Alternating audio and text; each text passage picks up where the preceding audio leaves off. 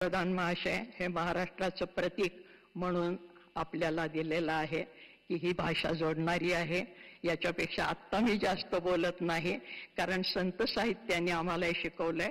पण अंत्यज स्त्रिया सुद्धा आमच्या बोलत होत्या, आणि आज ज्याला आम्ही पुरोगामी म्हणतो आणि कोणी कोणी उपहासाने पुरोगामी म्हणतात, ते पुरोगामी काही म्हणू देत, पण खरोखरच आमचे संत हे पुरोगामी आहेत.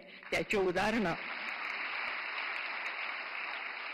जात पात पक्ष पंथ स्त्री पुरुष भेदाच्या पलीकडे.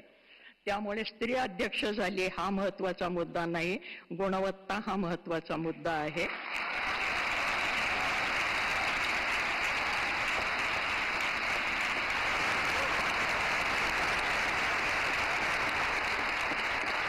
आणि म्हणून दिल्लीचं तख्त राखणारा महाराष्ट्र माझा हा साहित्यातनं जिवंत राहिलेला आहे, कर्तबगारीतनं जिवंत राहिलेला आहे.